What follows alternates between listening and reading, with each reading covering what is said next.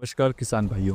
क्या आपने कभी सोचा है कि आपकी रातों की नींद और महीनों की मेहनत को राख करने के लिए टमाटर की फसल में सिर्फ एक काला दाग ही काफी होता है। आज आप जिस खेत में खड़े होकर अपनी हरी भरी फसल को देखकर काफी खुश हैं कि इस साल फायदा अच्छा होगा, लेकिन रुकिए, कल तक जो फसल हरी भरी थी और फूल एवं फलों से भरी थी, आज वो ऐसी हो गई है जैसे कि रातों रात किसी ने उसमें आग लगा दी हो। और आप कहते हैं कि हमने महंगे से महंगे फंगिसाइड को उपयोग किया और मार्केट में हर जगह से दवाइयों को लिया एक ही रोग को कंट्रोल करने के लिए, और आपको एक रोग को कंट्रोल करने के लिए लगभग 10-10 फंगिसाइड दिए गए और आपने हजारों रुपए भी फूंक दिए, लेकिन फिर भी रोग कंट्रोल क्यों नहीं होता है? बार बार एक ही रोग फंगिसाइड को डालने के बाद भी वापस क्यों आ जाता है और इसके पीछे क्या कारण होते हैं? तो आज की वीडियो में दोस्तों उन फंगिसाइड्स के पीछे का सच, कि बार बार रोग वापस क्यों आ जाता है, आधा अधूरा ज्ञान और उन छोटी छोटी गलतियों के बारे में जानेंगे जिससे आपकी हरी भरी फसल एक रात में बर्बाद हो जाती है। और इसके साथ ही क्यों महंगे से महंगे फंगिसाइड भी फेल हो जाते हैं, और क्यों लेट ब्लाइट से इतना ज्यादा नुकसान होता है, और क्यों यह एक बार में कंट्रोल नहीं होता है, और जो अर्ली ब्लाइट होता है उसके अटैक के बाद पौधा कैसे कमजोर होता है, और वो सब कुछ जिससे आपकी फसल में फायदे की जगह नुकसान होता है। तो आज की इस वीडियो में टमाटर की खेती का पूरा भूगोल और विज्ञान है वो बदल कर रख देंगे। अगर आपने आज का यह वीडियो छोड़ दिया तो समझ लो आपने अपनी फसल को एक ऐसे दुश्मन के हाथ में छोड़ दिया है जिसे आप देख भी नहीं सकते हैं। अगर आपने दोस्तों वीडियो में बताई गई जानकारी को अच्छे से समझ लिया तो आपको किसी खाद बीज वाले के सामने हाथ फैलाने की जरूरत नहीं होगी, और आप अपनी फसल की अवस्था या जरूरत के हिसाब से ही सही फंगिसाइड को लेकर आएंगे, जिससे नुकसान की संभावना 95% तक खत्म हो जाएगी। और साथ ही दोस्तों, अगर आपको आज की यह जानकारी अच्छी लगे तो वीडियो को ज़्यादा से ज़्यादा लाइक करें। और हाँ दोस्तों, आप सभी से एक रिक्वेस्ट है कि फेसबुक पेज को भी ज़रूर से फॉलो करें, क्योंकि वहाँ पर भी आपको समय समय पर सही जानकारी मिलती रहेगी।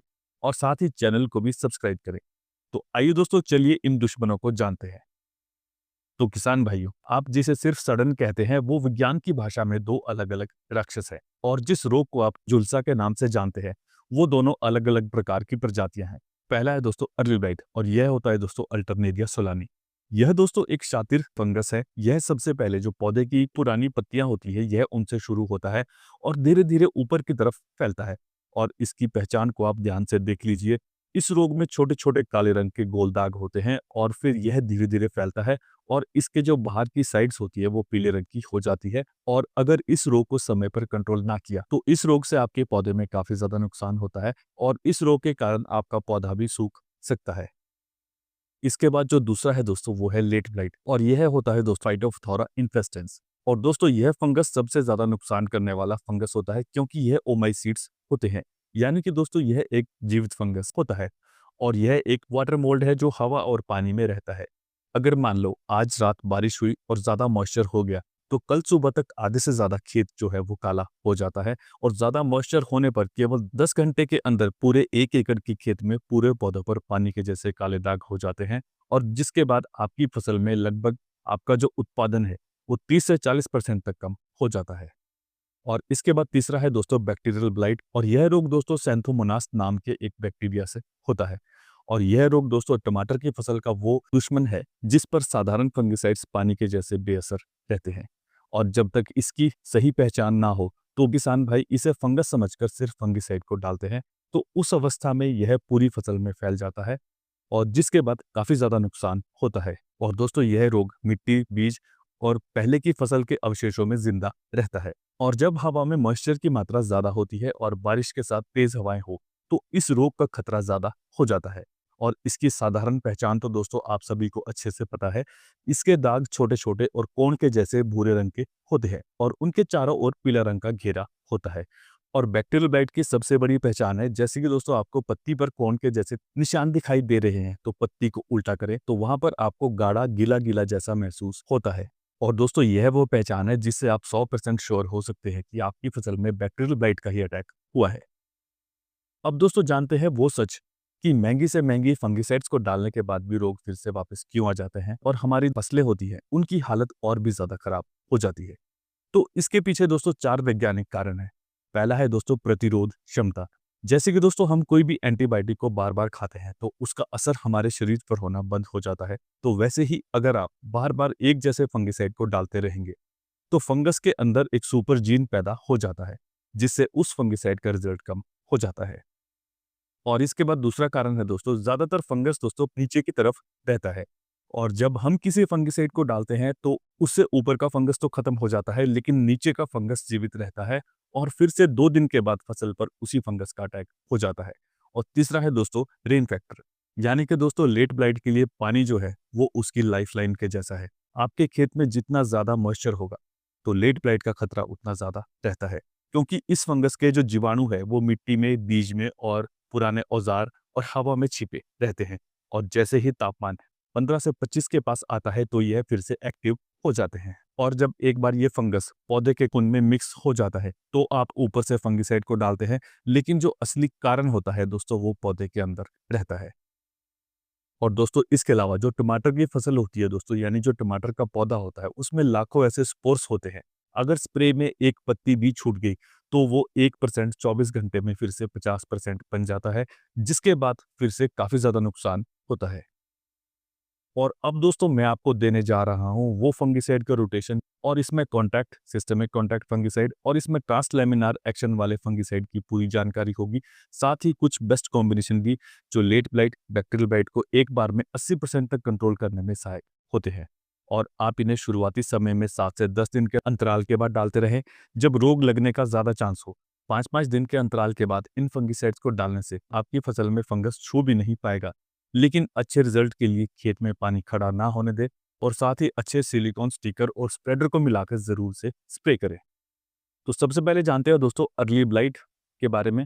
तो इसका अटैक दोस्तों तब होता है जब तापमान 24 से 28 डिग्री के बीच होता है और हल्का हल्का मॉइस्चर होता है। इसे कंट्रोल करने के लिए दोस्तों सबसे पहला फंगिसाइड है M45 या साफ।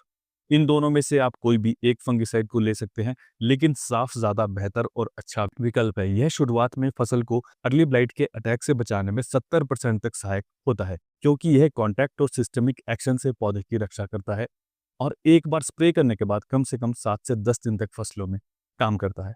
और इसके साथ में आप स्टेप्टोसाइक्लिन 2 ग्राम को 15 लीटर पानी के हिसाब से, और साफ का डोज आप बेहतर रिजल्ट के लिए 2 से 2.5 ग्राम प्रति लीटर पानी के हिसाब से मिला के उपयोग में ले सकते हैं। और जिसके बाद दोस्तों यह आपकी फसल में फंगस और बैक्टीरिया को शुरुआत में ही कंट्रोल करके अच्छा रिजल्ट आपको देगा।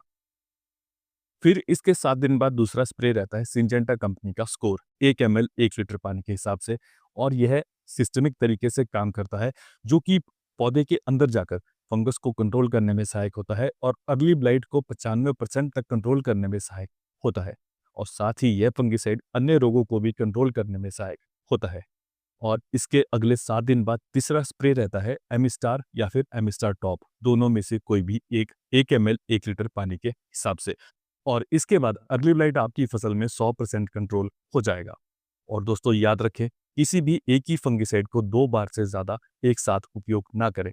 जैसे कि दोस्तों आज आपने साफ का उपयोग किया, तो अगले 7 दिन बाद आप स्कोर का उपयोग करें, और फिर दोस्तों अगले 7 दिन के बाद आप साफ फंगिसाइड को ले सकते हैं। इससे आपका दवा का खर्च भी कम होगा और आपको रिजल्ट भी अच्छा मिलेगा। और अगर आपने 2 बार पहले साफ फंगिसाइड को उपयोग किया और तीसरी बार फिर से आपने साफ फंगिसाइड को ही उपयोग किया, उससे आपकी फसल में जो फंगस के कारण रोग हुए हैं तो उनके ऊपर उस फंगिसाइड का रिजल्ट काफी कम मिलता है।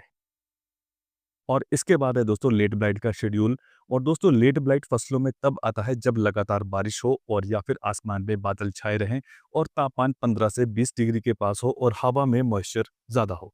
तो सबसे पहला फंगिसाइड है दोस्तों मॉक्सीमेट, और यह दोस्तों लेट ब्लाइट का सबसे बड़ा दुश्मन है, और इसे आप 2.5 से 3 ग्राम प्रति लीटर पानी के हिसाब से मिला के उपयोग में ले सकते हैं। और इसे डालने के बाद दोस्तों लेट ब्लाइट 60 से 70% तक कंट्रोल हो जाता है। फिर 7 दिन के बाद आपको लेना है रिडोमिल गोल्ड, और यह फंगिसाइड भी लेट ब्लाइट की रीढ़ को तोड़ने का काम करता है, और पौधे में अंदर जाकर फंगस को कंट्रोल करने में सहायक होता है। और इसी के साथ आप स्टेप्टोसाइक्लिन को 2 ग्राम 15 लीटर पानी के हिसाब से, और रिडोमिल गोल्ड को 2.5 ग्राम 1 लीटर पानी के हिसाब से मिला के आप उपयोग में ले सकते हैं। और फिर अगले 7 दिन बाद दोस्तों अगर लेट ब्लाइट का अटैक वैसा ही है, या फिर अगर हल्का हल्का कंट्रोल हो रहा है, और आप अगर उस समय पर लेट ब्लाइट का 100% कंट्रोल चाहते हैं, उसके लिए दोस्तों इक्वेशन प्रो उपयोग करने से लेट ब्लाइट 100% कंट्रोल हो जाता है और 10 दिन तक पौधा पूरा स्वस्थ रहता है।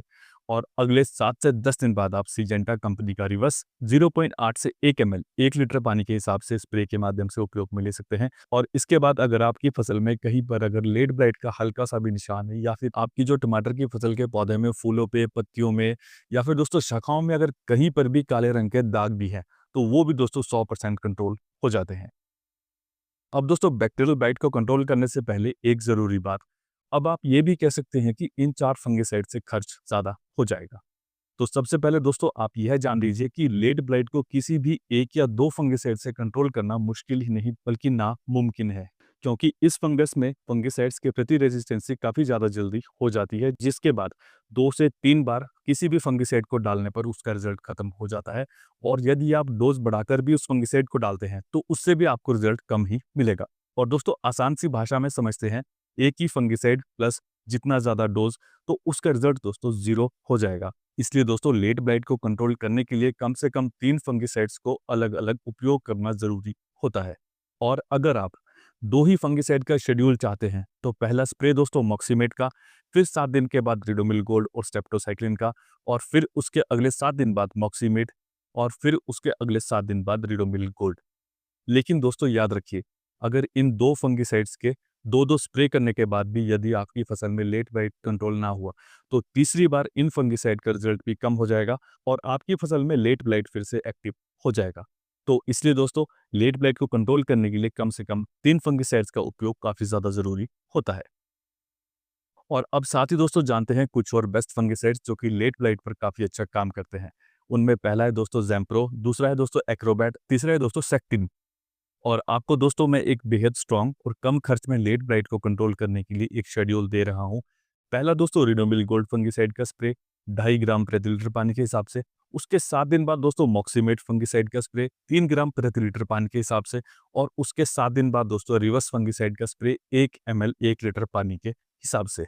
और इन फंगिसाइड को 7-7 दिन के रोटेशन के बाद अगर आप अपनी फसल में डालते हैं, तो इससे लेट ब्लाइट 100% कंट्रोल हो जाता है। और साथ ही दोस्तों आप इक्वेशन प्रो, ज़ैम्प्रो या फिर एक्रोबैट, यानी कि दोस्तों आपके पास लेट ब्लाइट को कंट्रोल करने के लिए टोटल 6 फंगिसाइड्स है। आपके एरिया में इन 6 में से कोई भी 3 फंगिसाइड जो मिले, आप उन्हें उपयोग में ले सकते हैं। लेकिन दोस्तों बार-बार एक जैसे फंगिसाइड को उपयोग ना करें। कम से कम 3 फंगिसाइड्स को अलग-अलग उपयोग करें, अन्यथा आपको लेट ब्लाइट को कंट्रोल करना काफ़ी ज़्यादा मुश्किल हो जाता है। और दोस्तों अब जानते हैं बैक्टीरियल ब्लाइट के लिए, तो सबसे पहला स्प्रे रहता है दोस्तों बैक्टीरियल ब्लाइट के लिए ब्लू कॉपर 2.5 ग्राम प्रति लीटर पानी के हिसाब से और स्टेप्टोसाइक्लिन 2 ग्राम 15 लीटर पानी के हिसाब से। और यह बैक्टीरियल ब्लाइट का दोस्तों सबसे बड़ा दुश्मन है। और इसके बाद बैक्टीरियल ब्लाइट 70% तक कंट्रोल हो जाता है। और फिर इसके 5 दिन बाद जो दूसरा स्प्रे रहता है, वो है दोस्तों ब्लू कॉपर के साथ कासुगामाइसिन 2 ml 1 लीटर पानी के हिसाब से, या फिर आप कोनिका फंगिसाइड को 2 ग्राम 1 लीटर पानी के हिसाब से मिला के बैक्टीरियल ब्लाइट को कंट्रोल करने के लिए उपयोग में ले सकते हैं। और इसके बाद बैक्टीरियल ब्लाइट 90% तक कंट्रोल हो जाता है। और तीसरा स्प्रे रहता है दोस्तों कॉपर हाइड्रोक्साइड 2 ग्राम 1 लीटर पानी के हिसाब से, और किसी के साथ में कासुबी 2 ml 1 लीटर पानी के हिसाब से। और यदि ज़रूरत हो तो 5 दिन के बाद फिर से ब्लू कॉपर और स्टेप्टोसाइक्लिन का स्प्रे। इससे दोस्तों बैक्टीरियल ब्लाइट 100% कंट्रोल हो जाता है और आपकी फसल में बैक्टीरियल ब्लाइट के कारण नुकसान कम से कम होता है। और हाँ किसान भाइयों, एक बात का और ध्यान रखें, यदि आप फसल में रोग के हिसाब से फंगिसाइड को डालते हैं, तो आपको कम खर्च में ज़्यादा अच्छा रिजल्ट मिलता है। और अब दोस्तों जाते-जाते 3 बातें ध्यान रखना। बिना सिलिकॉन स्टिकर स्प्रेडर के स्प्रे करना मतलब पैसे को व्यर्थ करना है। यानी कि बिना स्टिकर स्प्रेडर के अगर आप किसी फंगिसाइड को स्प्रे के माध्यम से डालते हैं, तो उसका रिजल्ट काफ़ी ज़्यादा कम मिलता है। और इसके बाद दोस्तों रोगों के समय पर नाइट्रोजन खाद का उपयोग ना करें, ताकि फंगस का अटैक ज़्यादा ना हो और खेत में पानी खड़ा ना होने दें। क्योंकि रुके हुए पानी से ही आपकी खेत में फंगस के कारण ज़्यादा से ज़्यादा अटैक होता है। और हाँ दोस्तों, फंगिसाइड और एंटीबायोटिक को एक साथ ना मिलाकर अलग-अलग मिक्स करें, जिससे उनका कोई रिएक्शन भी नहीं होगा और आपको रिजल्ट भी 100% मिलता है। किसान भाइयों, ये लड़ाई मुश्किल है लेकिन नामुमकिन नहीं है। टमाटर की खेती एक विज्ञान है। अगर आप दुश्मन की चाल को समझ गए तो जीत आपकी होगी। अगली बार आप जब भी खेत में जाएं, पौधे को देखकर उसकी भाषा को समझें। और उसी के हिसाब से दवा या फिर फंगिसाइड या फिर इंसेक्टिसाइड को उपयोग करें। और दोस्तों, अगर इस वीडियो ने आपकी सोच बदली है तो इस वीडियो को उन किसान साथियों तक जरूर से पहुंचाएं जो हर साल फंगस या लेट ब्लाइट के कारण परेशान रहते हैं और उन्हें नुकसान ज्यादा होता है। आपका एक शेयर दोस्तों किसी दूसरे के बहुत काम आ सकता है। और हाँ दोस्तों, फेसबुक पेज को जरूर से फॉलो करें। फेसबुक पेज का लिंक आपको दोस्तों इसी वीडियो में मिल जाएगा। और अगर आप नेक्स्ट वीडियो में कीड़ों को कंट्रोल करना चाहते हैं तो उसके लिए भी कमेंट जरूर से करें। तो आज की वीडियो में इतना ही दोस्तों। जय जवान, जय किसान।